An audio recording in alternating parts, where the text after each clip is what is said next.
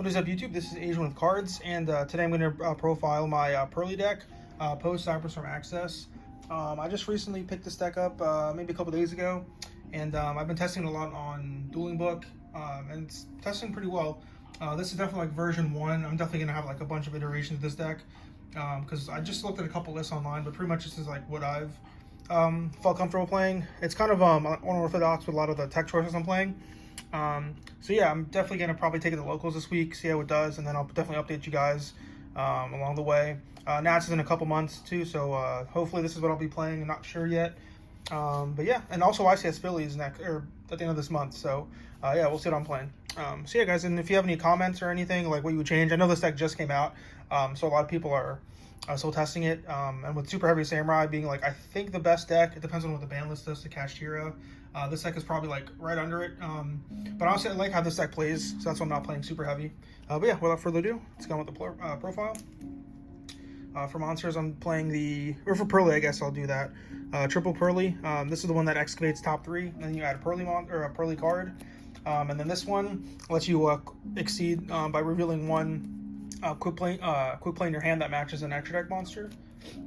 And then the new one that came out in Cyberstorm Access is Purrely. This one kind of has the same effect. On summon, it's a Rhoda for any non-quick play Purrely card. And then it's the reverse of the other one. This one you can target a quick play in your grave and then exceed summon one monster from your extra deck that has that card in the name.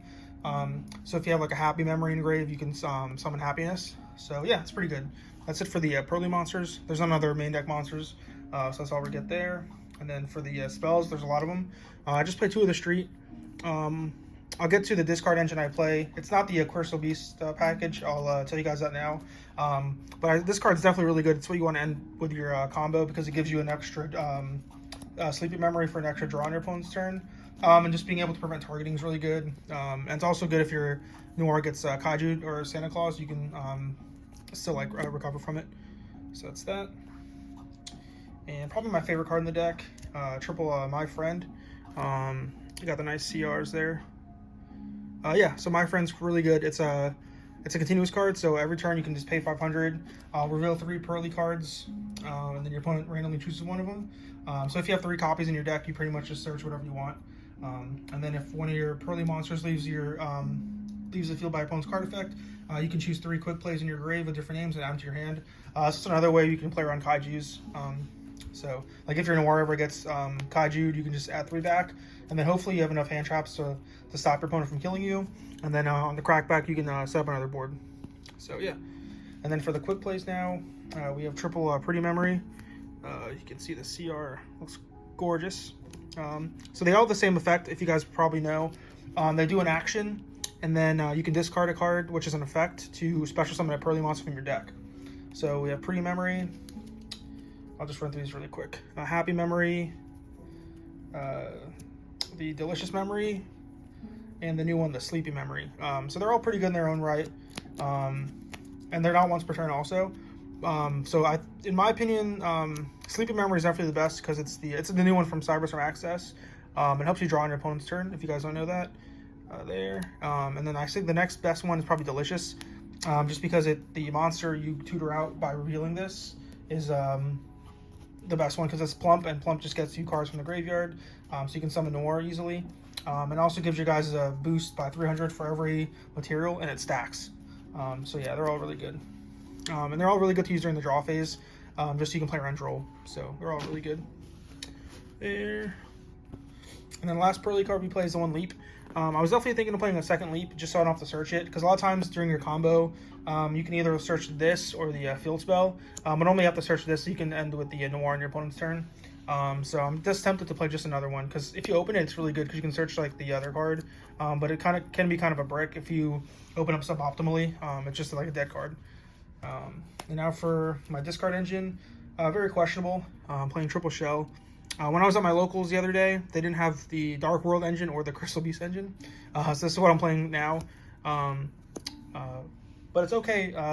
It's a level 1, so if you can like normal summon it, then you're able to make an Ensemble Robin if it calls for. The only bad thing, like there's a lot of bad things actually about this engine. That's why I'm saying I'm gonna keep you guys updated on like different builds. because when you discard this, it doesn't add back immediately. So like if you're trying to play around Droll by using your quick plays during the standby phase, or like draw phase, it's hard because this doesn't replace itself immediately. You'd have to go in like main phase to get the replacement effect. So it's bad in that regards. And then for hand traps, we play quite a few. Triple Ash, triple Droll, 2 Ogre, 2 Veiler, and 3 Imperm. Ash is standard. It's good against Branded. Droll is really good against the Super Heavy Samurai matchup. Imperm's definitely questionable because when you draw like 3 to 6 cards in your opponent's turn, it can be kind of dead. But it's also good against Super Heavy Samurai. I was talking with my friends at Locals who plays it. If you set it in any of the columns, like the Pendulum column, you can shut down pretty much the whole combo, which is really cool. And if you end up discarding this off one of your quick plays, you can just attach it with Plump. So it's not really too bad. And then Veiler is just good because you can activate it on your opponent's turn. Then Ogre is definitely good against the Super Heavy Samurai deck. And also against the Mirror Match, you're able to hit the Buy Friend, which can be pretty detrimental. And you're also able to hit the Plump if they're trying to add. So that's for the main deck. It is a clean 40 cards. So, and then on for the extra deck. The extra deck's a little spicy. I'll show you guys. You guys will probably see it, and then you'll definitely know what I'm playing in the side deck. So for Purrely cards, we have 2 Noir. Same thing with this one. It is a beautiful CR. Let's see. Cat's trying to get in if you guys hear that noise. Noir is just your boss monster. It's definitely what you want to end on. It's really good against like backward decks and stuff like that. We play 2 Plump. Plump's the best one outside of Noir, just because it sets up Noir, and it can get really big. And then when up to 3 times per turn, if you activate a quick play, you can attach it to Plump and then banish a card or banish a monster opponent controls until the end phase. So like worst case scenario, if they stop you from making Noir, and you have a quick play in your hand, it could be a disruption at least, and hopefully have hand traps. We play 2 Beauty, 2 Happiness, and then the 1 Big Happiness. These cards are all pretty good. They're good for like breaking boards because they can negate card effects. And then this one burns for like 15.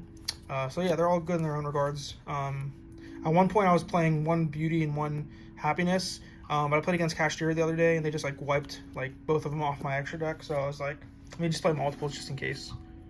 And then for like utility stuff, the 1 Fucho, just in case you have to make a Zeus and like your opponent has a bunch of disruption. The 1 Summon Landing Gale, this helps you make Zeus by attacking directly. The 1 Robin, sometimes I make this and I just get end up getting nibbed. So it's only good if like you like, I guess it's like if your board's not really that good and you can't make like your level 1s get stopped, you can at least make this.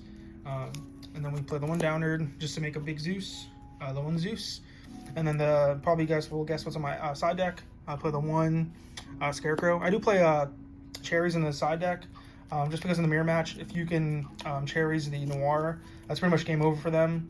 Because when you make your Noir and like they don't have Noir, like your deck is just infinitely better than theirs. And against Super Heavy Samurai, they have to open up like stupid crazy to play through this getting cherries.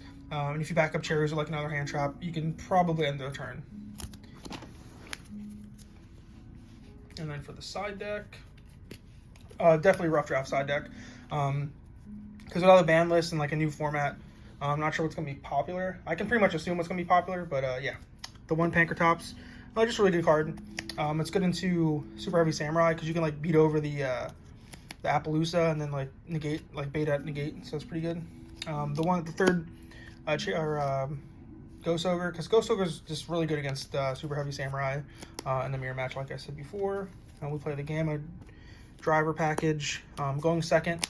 I've never seen myself siding this in going 1st, but it's definitely a possibility. So, and then I play the triple cherries like I mentioned earlier. Just move my camera a bit. Sorry about that. That's good. Okay. So yeah, triple cherries. I said before why it's just like insane this format. And a lot of all these like usually these players playing these new decks like haven't really tested these decks out. So if you cherries them like their key combo piece, like they don't know how to like play around that. So that's really good. And then for going first stuff, I play the 1 Pointer. If you draw this, you can hit the Santa Claus, which is really good. Play 2 Rivalry. I've seen a lot of people not playing the Abyss, the Herald of the Abyss, just because it's pretty easy to play around. You just summon like a Purrely, so you can just send that instead of the Noir. And with this up, you can't get Kaiju or Santa Claus, so I thought that was really cool. And a lot of people are still playing like trap tricks and like labyrinth cards decks. So I wanted a triple evening just to stop that. So guys, that's my profile. It's literally like, I think Cyac's been legal for maybe a couple days now. So this is my rough draft of Purrely. So let me know what you guys think in the comment section below. I'll definitely update you guys whenever I have some changes. Thanks. Peace.